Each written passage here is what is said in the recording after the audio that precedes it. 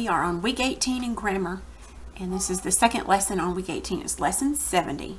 Yesterday we were learning about clauses and phrases, the differences between the two, independent and dependent clauses as well. So, to be reminded, remember a phrase works as a single thing in a sentence. It has one single function, whether it be a prepositional phrase or whether it's an adjective phrase or an adverb phrase or just a phrase, any kind of phrase. And it does not have a subject and a verb because it works as one thing. Now, a clause has a subject and a verb and can either be independent, which means it can stand alone as a sentence, or it can be dependent, which means it cannot stand alone. Remember, a dependent clause always starts with one of those words that leaves you on a cliffhanger called subordinate conjunctions. I think when someone's being subordinate, I think that means that they're being kind of fussy or rebellious. So think of it like that. Okay, so let's go ahead and look at adjective clauses and relative pronouns. Now, I have to say relative pronouns is something that I've not worked with very much, but I've looked through this and it seems to be pretty easy. We're just going to have to get used to it. Now, this is Intro 70, Introduction to Adjective Clauses. Okay, so match the dependent clause on the right with the correct independent clause on the left. First one's been done.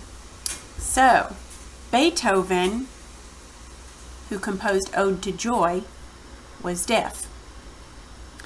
All right, let's look then at this one.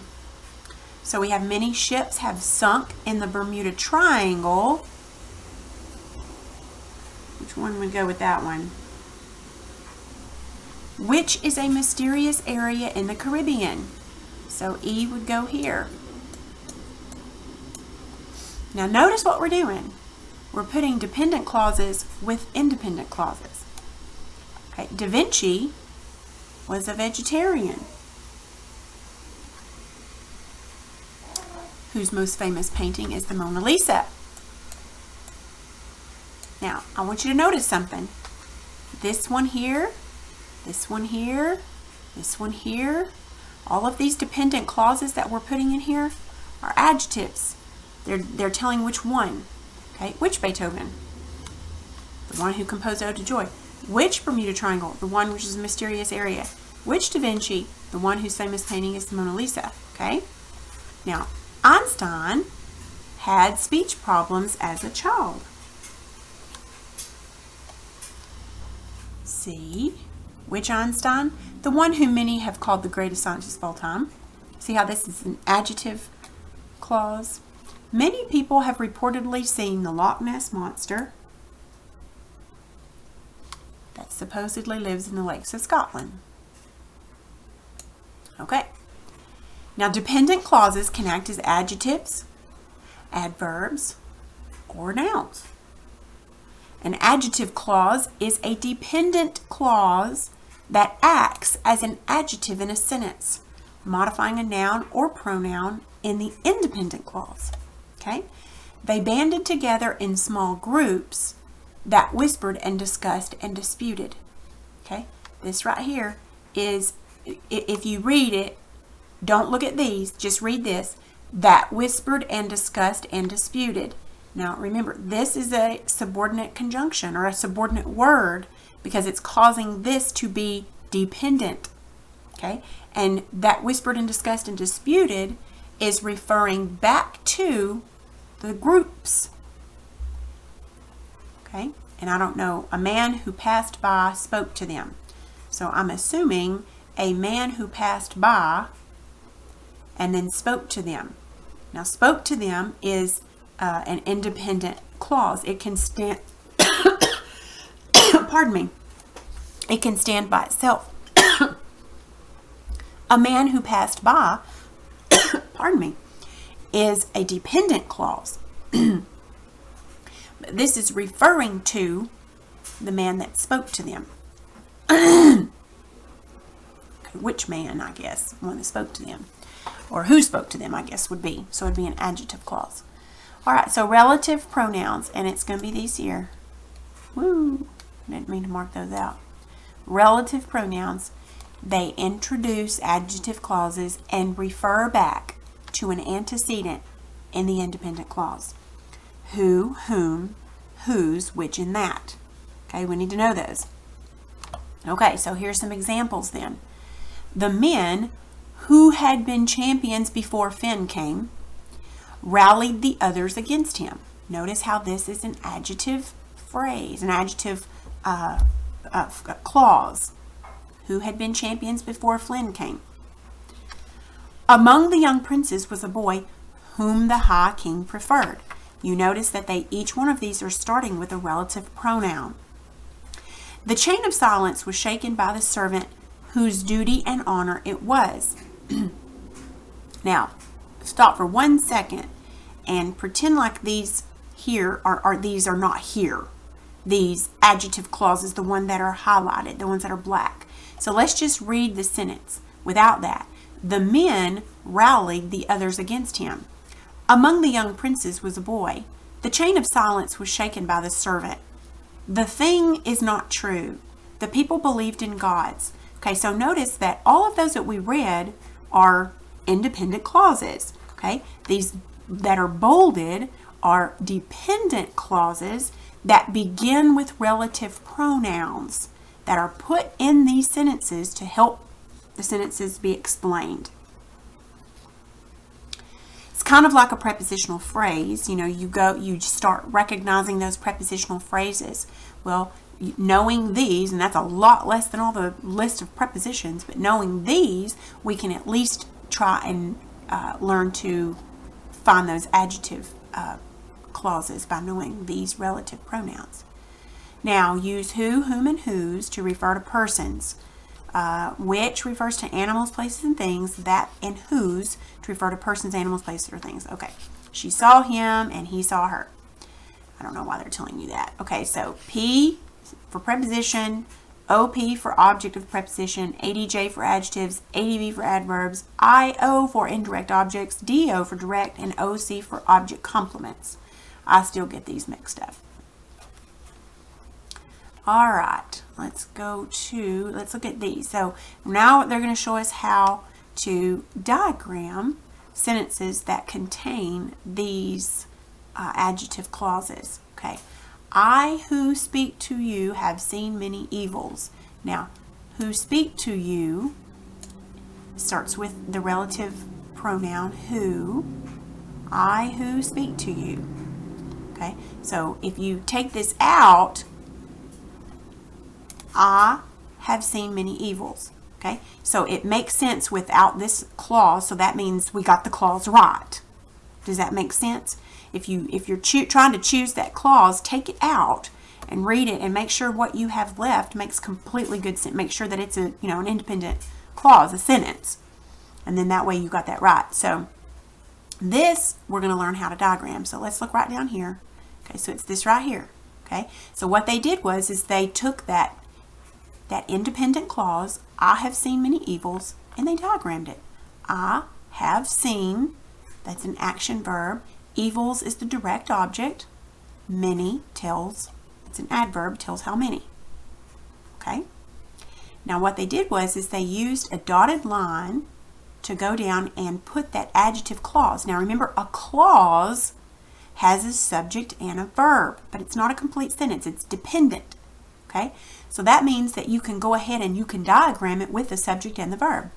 Who speak, and then to you is a prepositional phrase that tells who they speak to. So it's acting as an adjective, I guess. To speak, no, it'd be an adverb, because speak is a verb. Okay, this next one then. At the door is a gentleman for whom no seat has been found. Okay, so our adjective clause, here's whom no seat has been found. Now let's see if this makes a complete sentence. At the door is a gentleman. Now for whom no seat is found. Okay, I guess this would go together because for whom no seat is found, I think is actually for whom is a prepositional phrase because for is a preposition. So, and then whom no seat is found goes there. So at the door is a gentleman. So they diagrammed just that. Okay, is your verb, gentleman's the subject, a gentleman. Okay, is, and then at the door is a prepositional phrase that tells, it modifies is, where it's at. So it acts as an adverb because it's telling where. Okay, so then they took this clause using their little thingy-majigger here, and since it's a clause, it has a subject and a verb, so then you just diagram that clause.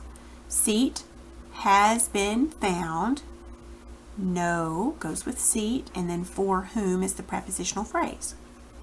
Okay, he was the boy whom they called Little Fawn. Okay, whom they called Little Fawn is our clause. He was the boy. Okay, here's how they diagram that. Was is linking, so that means boy is a predicate nominative. That's why they have it this way. Okay, and then they do this to put their clause down here, and then called is the verb, they is the subject, they called, and then whom is your direct object because it says who they called, and then Little Fawn would be the they called whom. Now I'm not sure why Little Fawn is there because this shows that it is a predicate nominative. But I've never seen a direct object and a predicate nominative. Yeah, I can't tell you why they have that there like that, but that's what they did.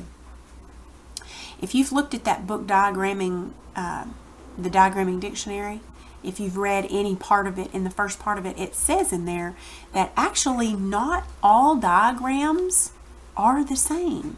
Sometimes people put words or phrases in other places, and if you can justify correctly why you put it there, it could be correct. So that's why I don't know why they did that. They don't tell me in my book why they did that way. So, all right, let's look then at this one. They are men whose happiness lies in ambition. Okay, so whose happiness lies in ambition. Now, in ambition's prepositional phrase. Okay, they are men. So they diagrammed that. It's like this because this would be a predicate nominative because this is linking. Okay, and then whose happiness lies in ambition. Lies is the verb. Happiness is the subject. Whose tells whose. And then I guess whose modifies men. That's why they do it that way, I guess. Whom, yeah, that's what they do. And then in ambition is your prepositional phrase that tells where this lies. Okay, let's look at 70A. This is identifying adjective clauses and relative pronouns. Okay, we're going to underline the adjective clause in the following sentences, and then we're going to circle the relative pronoun, and then we're going to draw an arrow from each relative pronoun to its antecedent. Okay? All right, so here we go. So many ships that sail between Europe and North America pass through the Bermuda Triangle. Okay? So that sail between Europe and North America. And then that is our relative pronoun. Now you might say, well, how do you know it stops right there? Well, many ships pass through the Bermuda Triangle. That is your independent clause. That's your sentence. That sail between Europe and North America is a clause that's talking about what? Ships. That is your pronoun that's talking about ships. And this clause is a clause that is an adjective clause talking about ships. Which ships? The ones that sail between Europe and North America. All right, let's look at this one. Stories that tell of mysterious disturbances in the triangle have frightened captains for years.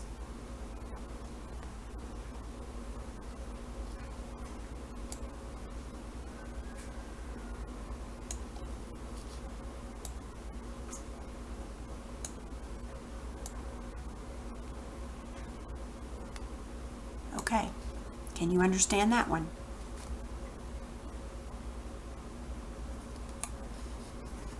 Okay, I hope you understand that one. Okay, let's do this one. Now I'm going to have you do a couple more, two or three by yourself. I'm going to help you with this one.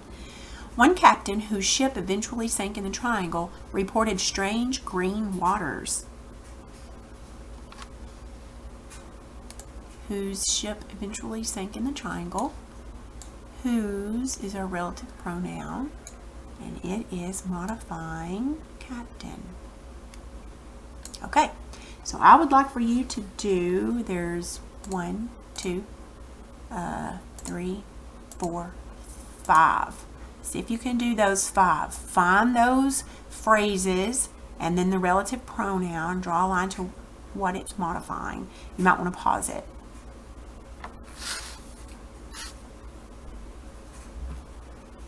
Okay. So, on this one, you should have done who were flying over the Bermuda Triangle and who modifies pilots. All right, now this one's a little different. Okay, it would be which may cause compasses to malfunction. Which is your prepositional phrase, that's your relative pronoun that is referring to the activity. Okay?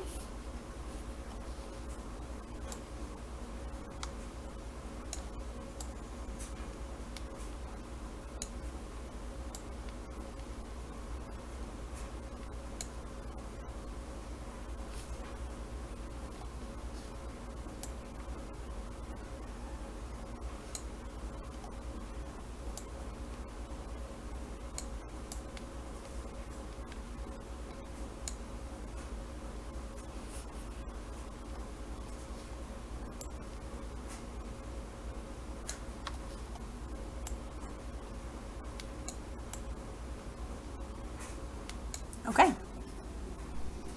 I hope you got those correct.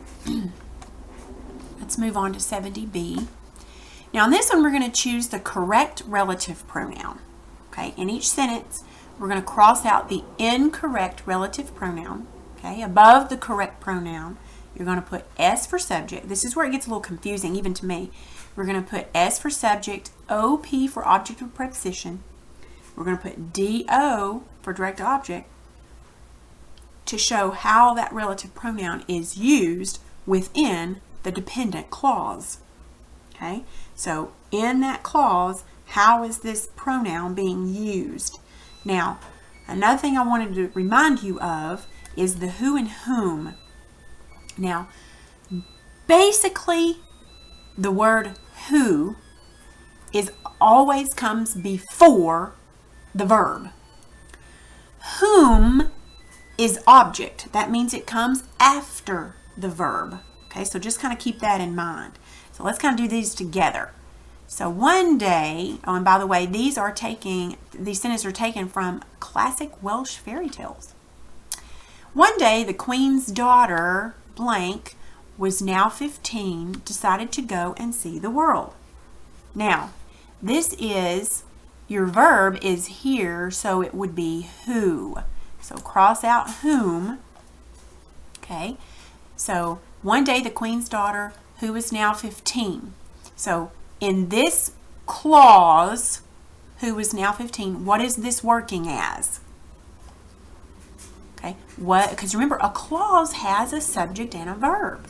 Okay, so in this clause, was is your verb, who or what was? Who. So who is working as your subject. All right.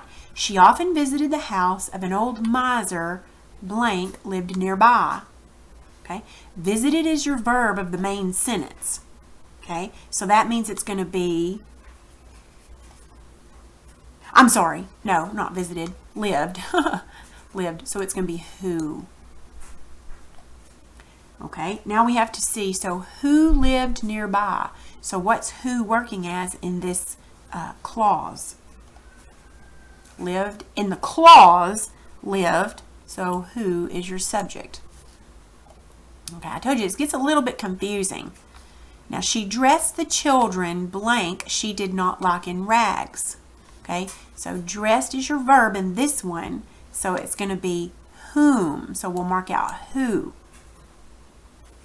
Okay, now we need to determine what this is working as in the clause. Okay, so she dressed the children whom she did not like in rags. So in this sentence, whom is working as the direct object.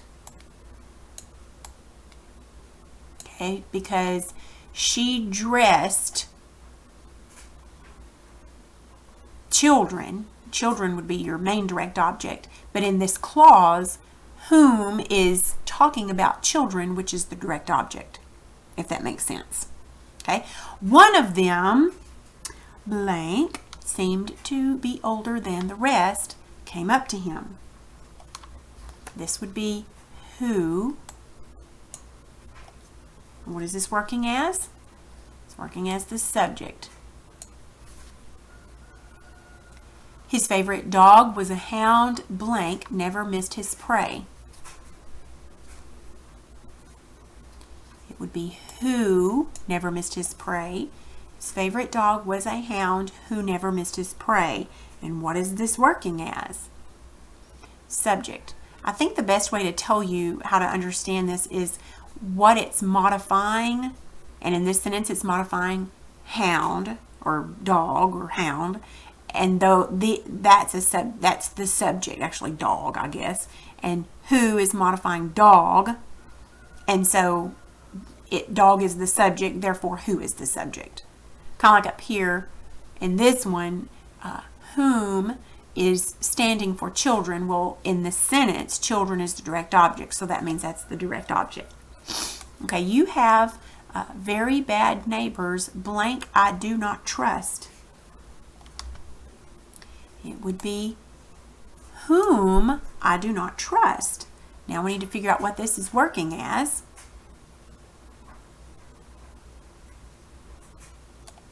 It's working as the direct object. Here's why. Have is our verb. Okay. You have who or what? Neighbors. And this is standing for neighbors. So neighbors is your direct object, which means this is the direct object. They returned to the king, at once sent forth his army. Who at once sent his army. This is standing for king, so it's your subject.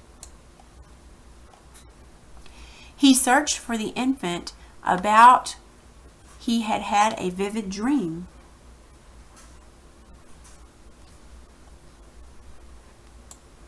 Whom. So he searched for the infant about whom he had had a vivid dream. This is working as what? This is a preposition. So your prepositional phrase is about whom. So this is working as an OP. Well, that doesn't look very good. There was a lovely young woman the fairies often visited, whom the fairies often visited. What is this standing as? Direct object, because it's standing for woman, and in this sentence, woman is the direct object, so that's what it would be as. Okay, so now we're going to diagram these adjective clauses. Okay, on our own paper, we're going to diagram each of these. Now, I'm going to help you on these because I told you that I would. So the only thing is I do not have, oh goodness, let me find my whiteboard. I didn't pull it up. I don't like having to pull this up when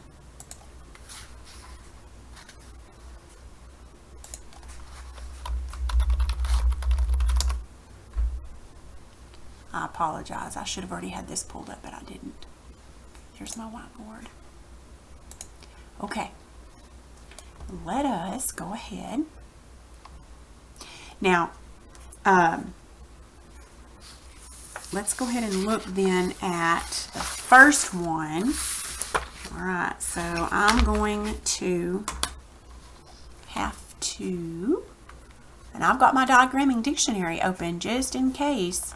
And if I need help, we can look at page 39 to 44 if we need help doing this.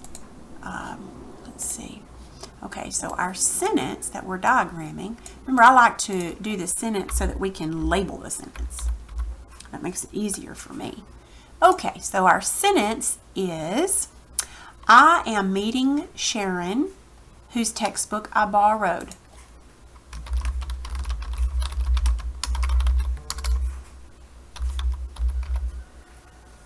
Sharon, that's what it looks like. I mean Sharon, whose textbook I borrowed.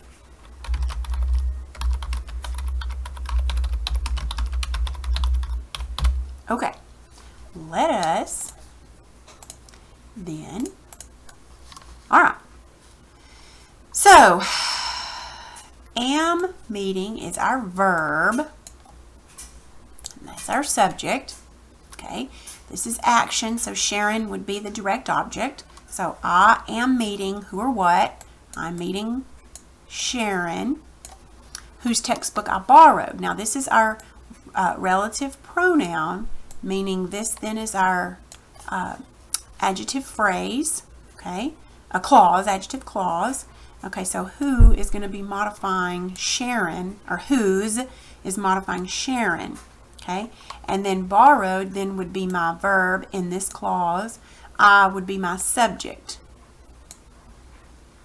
Okay, and then textbook would be what they borrowed. I borrowed who or what textbook. So this would be our second DO. Okay, so let's go ahead and see if we can do this. All right, so no compound anything here, so you know what, let's scoot up just a hair bit. Okay. Okay, so this is a pretty simple one. I hope you'll do this with me. Am meeting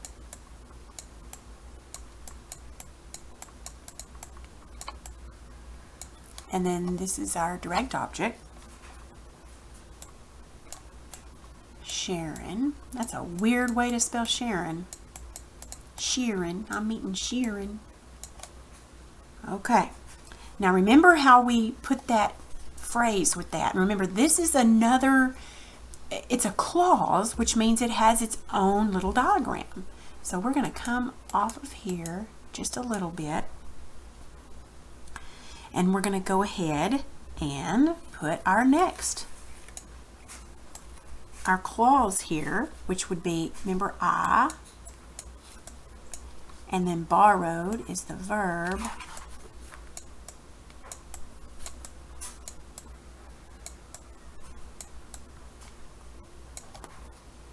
and what did they borrow? Textbook is the direct object. I'm just going to abbreviate. It's too hard for me to do that. Now, but we have to do this word, the pronoun, which is going to this. So actually, and you can do it this way if you need to, because whose is going to come under textbook because it tells whose it was. It's whose. But this actually needs to be touching Sharon. And so you can do that. In the book that I was reading about the diagramming dictionary, it said, however, I mean, they don't always look beautiful, but just make them to where everything that's supposed to be going together goes together, and whose belongs to Sharon. It's modifying it, so that it needs to be touching it. Okay? Okay, so let's go ahead and get that out of there. See, we might do another one. All right, our next one then is going to be Thomas Jefferson. I can't copy and paste on this. I am going to need to make this probably a little bit smaller. It's kind of a long sentence. Thomas Jefferson, who was the 3rd president of the United States,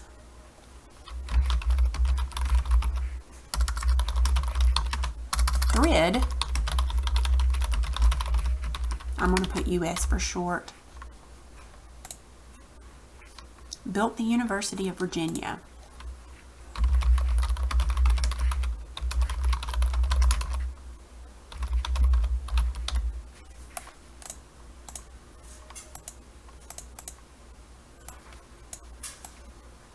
Okay, there we are. All right. So let's go ahead and label our sentence. Now we can tell this has comma around it, so that kind of gives it away. So who was the 3rd president of the United States? Okay, so this is our relative pronoun, and it's talking about TJ right here. Now, and TJ would be our subject, of course. Built would be our verb. Okay, this is action, so we'll look for a DO. Thomas Jefferson built who or what?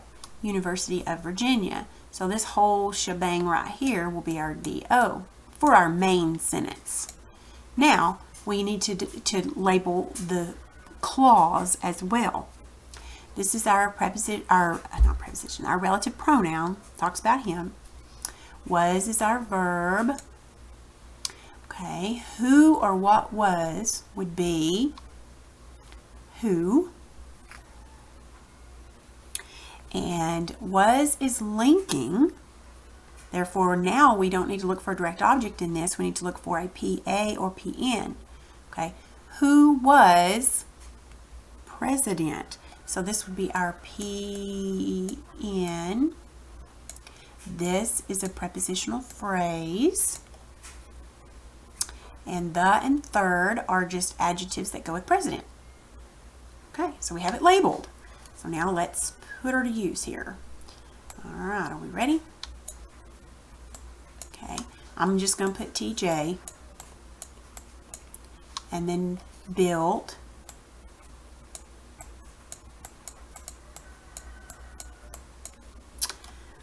This is a direct object.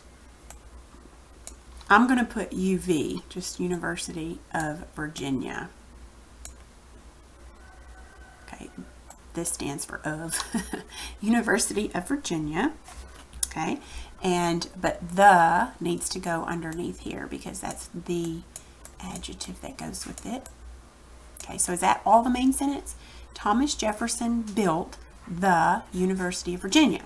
Okay, now who goes with TJ here, and it's also the subject of this clause. So that's going to work out just well and fine. Okay, so then we'll put who. Okay, so that's touching, so that's good because these go together. This modifies this. Okay, and then our verb was. And then remember we have a PN, so it's going to go this way. I'm going to put pres. Okay, and then the and third obviously modify this.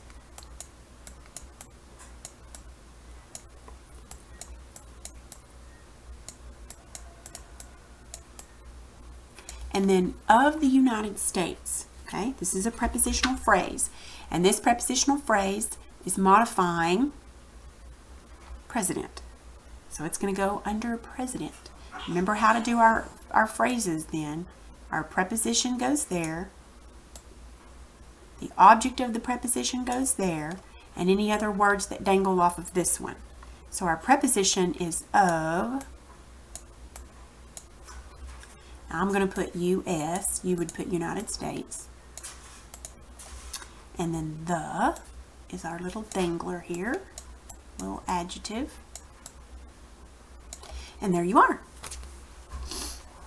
So basically, these little phrases aren't too bad. They're just basically other little sentences that you have to do. And they're just simple. Right now they are. Okay. So I hope you have that all done.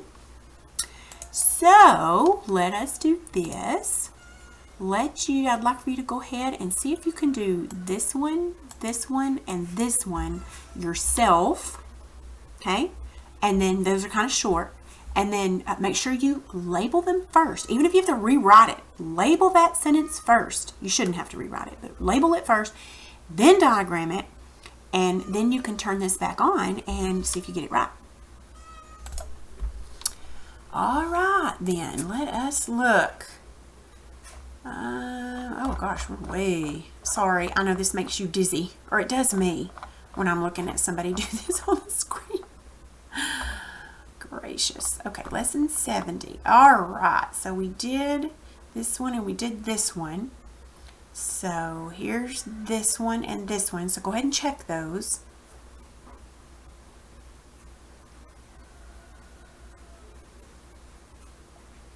And then this one.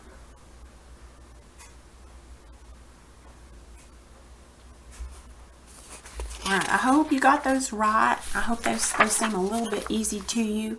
And tomorrow we'll go ahead and start with some new things. Okay, that's all for today.